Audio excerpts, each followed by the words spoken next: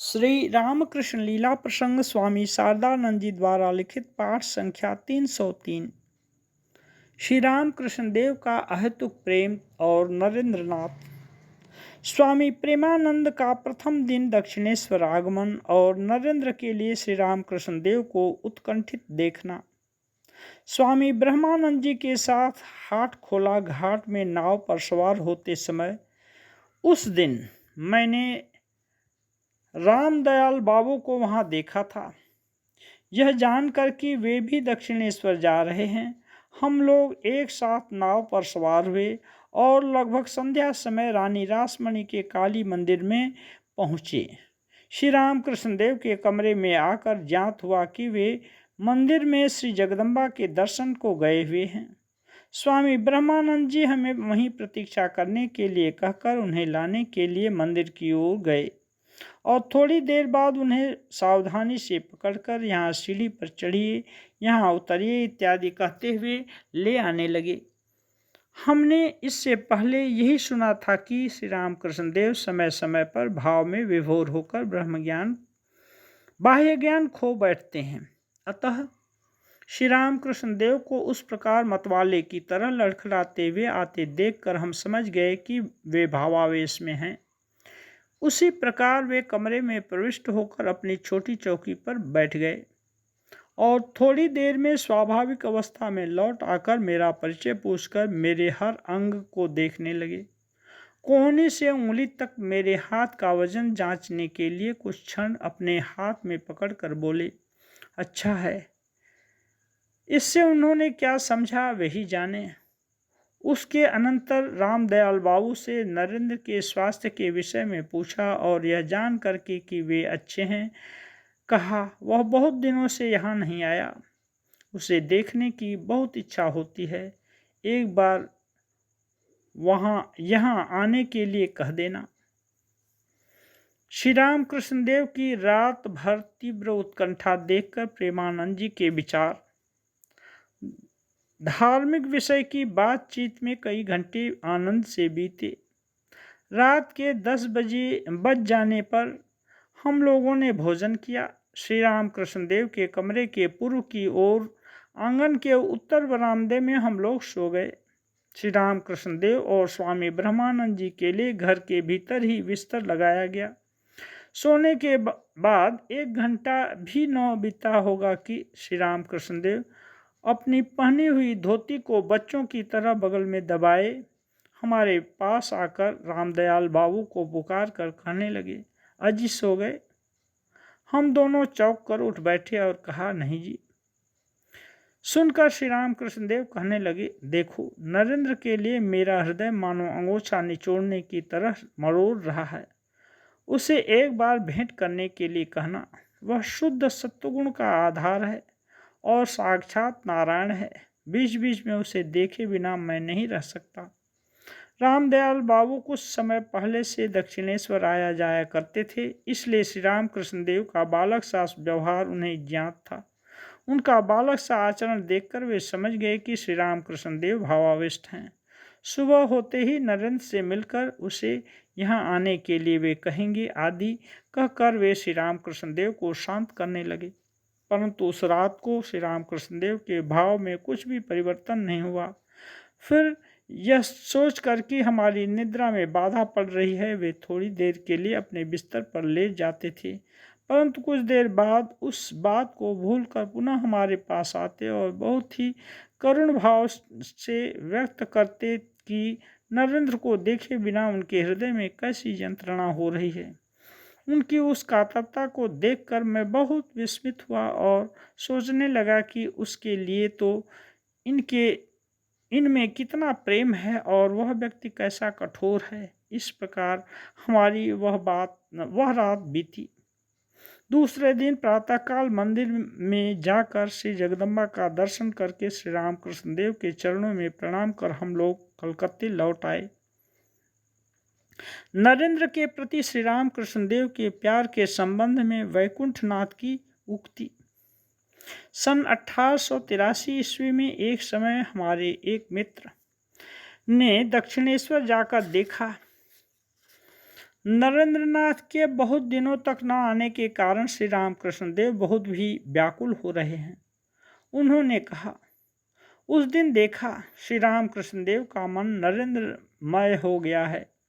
मुख से नरेंद्र के गुणानुवाद के सिवाय और कोई दूसरी बात ही नहीं निकलती थी। मुझसे उन्होंने कहा, देखो नरेंद्र शुद्ध सत्वगुणी है। मैंने देखा है कि वह अखंड के घर के 4 में से एक तथा सप्तर्षियों में से एक है। उसके गुणों की सीमा नहीं। इतना कहते कहते श्री रामकृष्ण देव नरेंद्रनाथ को देखने के लिए एकदम अधीर हो उठे और पुत्र विरह से व्याकुल माता के समान रोने लगे। वे किसी तरह अपने को संभाल नहीं सके, निरंतर रोते ही रहे। बाद में किसी तरह अपने को संभाल नहीं सक रहे हैं, यह देखकर हम लोग न जाने क्या समझेंगे। ऐसा सोचकर वे वहाँ से उठकर उत्तर के बरामदे में चले गए।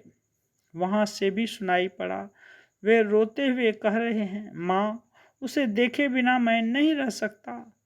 कुछ क्षणों के अनंतर अपने को कुछ संभाल कर वे कमरे में आए और हमारे पास बैठकर कहने लगे, इतना रोया परंतु नरेंद्र नहीं आया। उसे एक बार देखने के लिए मेरे हृदय में बड़ी यंत्रणा होती है। छाती के भीतर मानो कोई मरोड़ रहा है, परंतु मेरे खिंचाव को वह नहीं समझता। ऐसा कहते कहते अस्थिर होकर कमरे से बाहर चले गए। थोड़ी देर बाद फिर लौटकर आकर कहने लगे, मैं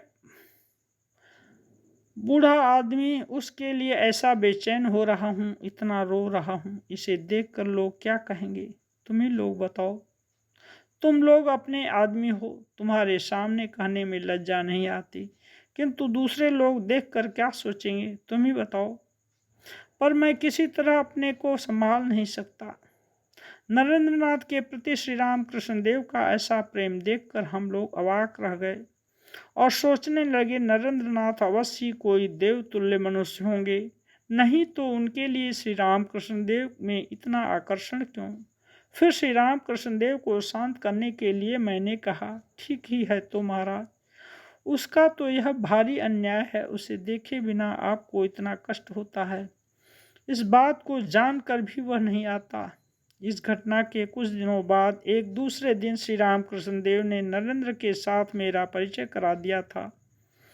नरेंद्रनाथ के विरह से श्री रामकृष्ण देव को जैसा अधीर देखा था, उसके साथ मिलने में भी फिर उन्हें वैसे ही उल्लसित होते देखा। इस घटना के कुछ दिनों के अनंतर श्री रामकृष्ण देव की जन्मतिथि के दिन मैं दक्षिणेश्वर पहुंचा। भक्तों ने उस दिन उन्हें नए वस्त्र, चंदन, पुष्पमाला आदि से बहुत ही सुंदर सजाया था।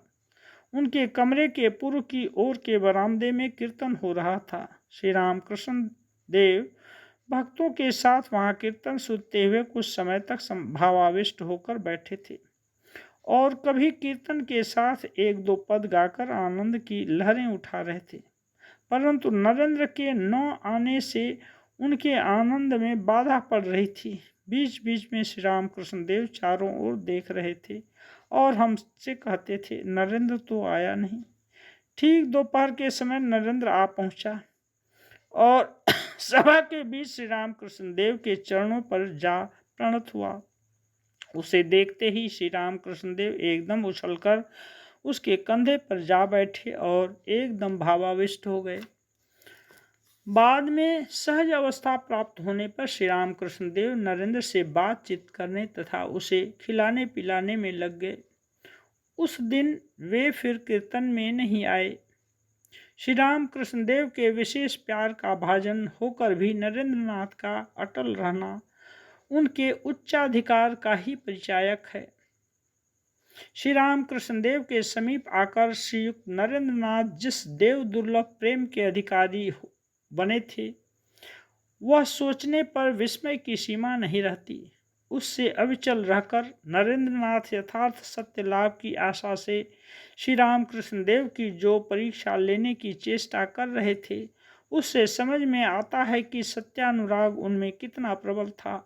दूसरी ओर श्री रामकृष्ण देव नरेंद्र के उस भाव को जानकर भी असंतुष्ट न होकर शिष्य के कल्याण के लिए परीक्षा प्रदान पूर्वक इसे आध्यात्मिक विषयों का प्रत्यक्ष अनुभव करा देने के लिए अत्यंत आनंद के साथ अग्रसर हो रहे थे। उसमें उनकी अभिमान शून्यता तथा महानुभावता की बात सोचकर बड़ा आश्चर्य होता है। नरेंद्रनाथ के साथ श्री राम कृष्ण देव के संबंध की हम जितनी ही विवेचना करें, उतना ही एक ओर तो परीक्षा देने और दूसरी ओर परीक्षा देकर उच्च आध्यात्मिक तत्वों की उपलब्धि करा देने का आग्रह देखकर विशेष मुग्ध होंगे और तब समझ सकेंगे कि यथार्थ गुरु उच्च अधिकारी के भाव की रक्षा करते हुए किस तरह शिक्षा देने में अग्रसर होते हैं और अंत में किस प्रकार उसके हृदय में हमेशा के लिए श्रद्धा और पूजा के स्थान का अधिकार कर लेते हैं।